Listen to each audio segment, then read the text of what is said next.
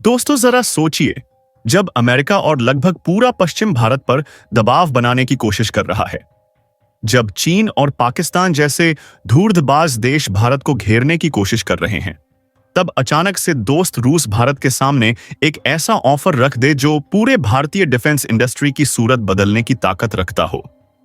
दुश्मन देशों को इस ऑफर पर यकीन ना हो, अमेरिका के डिफेंस एनालिस्ट बेचैन हो जाए और चीन को अपने ही घर में खतरा महसूस होने लगे।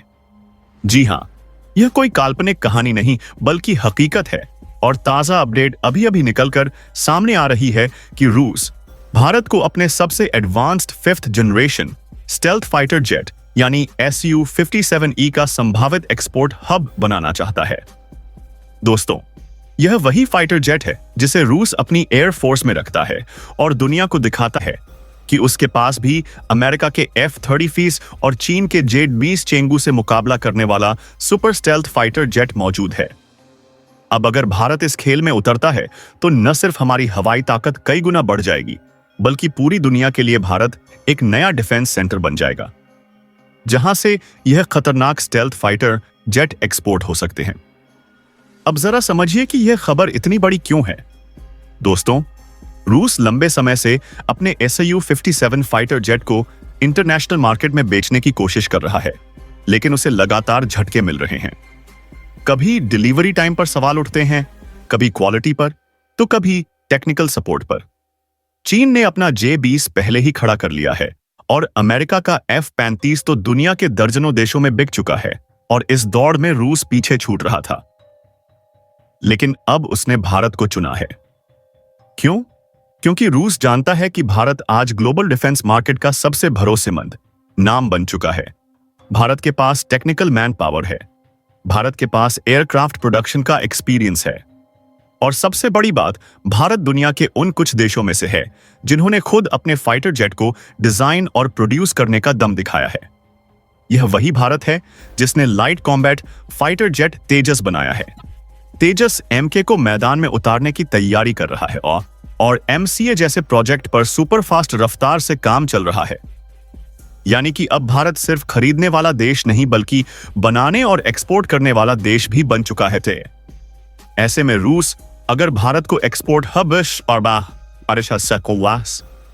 बनाना चाहता है तो यह साफ संकेत है कि दुनिया भारत की ताकत को मान रही है। लेकिन अब सवाल उठता है कि आखिर यह Su-57E फाइटर जेट आखिर है क्या? तो चलिए सबसे पहले इसे ही आसान भाषा में समझ लेते हैं। दोस्तों, यह रूस का 5th generation stealth fighter jet है। स्टेल्थ फाइटर जेट का मतलब होता है कि एक ऐसा जेट जिसे दुश्मन का रडार सिस्टम पकड़ ही ना पाए। इसकी स्पीड 2 मैक्स से ज्यादा है।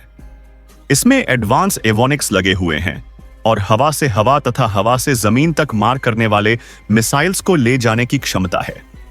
इसका कॉम्बैट रेडियस यानी कि एक बार उड़कर हमला करने की दूरी करीब 1500 किलोमीटर है। इसमें इंटरनल वेपन बे भी दिया गया है ताकि बाहर से मिसाइल्स नजर ना आए और स्टेल्थ बरकरार रहे। अब सोचिए, अगर भारत के पास ऐसे फाइटर जेट आ जाए और ऊपर से हमें इनकी प्रोडक्शन टेक्नोलॉजी भी मिल जाए, पाकिस्तान जैसे मुल्क का क्या हाल होगा? और चीन जो पहले से ही हमारी ताकत से डरता है, वो क्या करेगा? दोस्तों, यह सिर्फ एक हथियार नहीं बल्कि भारत की स्ट्रैटेजिक पोजीशन को बदलने वाला सौदा हो सकता है। अब रूस को भी इस डील से बहुत फायदा है। उसे पश्चिमी देशों के मार्केट में जगह नहीं मिल रही है और चीन भी उसका भरोसेमंद पार्टनर नहीं है। भारत के साथ जुड़कर रूस अपने फाइटर जेट को उन देशों तक पहुंचा सकता है जो भारत पर भरोसा करते हैं। Africa, south east Asia, middle east, सब जगह भारत की छवि मजबूत है और रूस इस भरोसे का फायदा उठाना चाहता है। लेकिन यहां भारत के सामने भी चुनौती है। भारत के पास पहले से ही अपने प्रोजेक्ट्स हैं। तेजस, MK2 और MCA जैसे प्रोजेक्ट्स हमारे भविष्य के लिए बेहद अहम हैं। अब सवाल यह उठता है कि क्या भारत रूस के साथ मिलकर इस रास्ते पर चलेगा या फिर सिर्फ अपने प्रोजेक्ट्स पर ध्यान देगा? यानी कि एक तरफ भारत के पास सुनहरा मौका है और दूसरी तरफ बड़ी रणनीतिक जिम्मेदारी। अब सवाल यह है कि अगर भारत इस प्रस्ताव को मान लेता है तो इसके फायदे क्या होंगे और नुकसान क्या हो सकते हैं? सबसे पहले फायदे की बात करें। अगर भारत रूस के साथ इस डील में उतरता है तो भारत के पास 5th जनरेशन फाइटर जेट का सीधा एक्सेस होगा। यानी कि जब तक हमारा अपना EMSA पूरी तरह तैयार नहीं होता, तब तक भारत की एयरफोर्स के पास दुनिया का सबसे एडवांस स्टेल्थ फाइटर जेट मौजूद रहेगा। सोचिए, पाकिस्तान जो अभी भी F-16 जैसे पुराने फाइटर जेट पर अटका हुआ है, उसके सामने भारत का AU-57 खड़ा हो तो उसका हौसला कहां रहेगा। और चीन जो अपने J-20 को लेकर डींगे मारता है, उसके सामने भारत के पास भी बराबरी का नहीं बल्कि उससे भी बेहतर विकल्प होगा। अब दूसरा फायदा है टेक्नोलॉजी ट्रांसफर। अगर रूस भारत को सिर्फ जेट बेचने के बजाय यहां पर प्रोडक्शन और असेंबली लाइन लगाने देता है, तो भारत को स्टेल्थ टेक्नोलॉजी और एडवांस ANX की जानकारी मिलेगी। यह वही टेक्नोलॉजी है जो किसी भी देश के लिए टॉप सीक्रेट होती है। भारत इसे अपने MSE और आने वाले प्रोजेक्ट्स में भी इस्तेमाल कर सकता है। यानी एक तीर से दो निशाने। तीसरा बड़ा फायदा है एक्सपोर्ट का।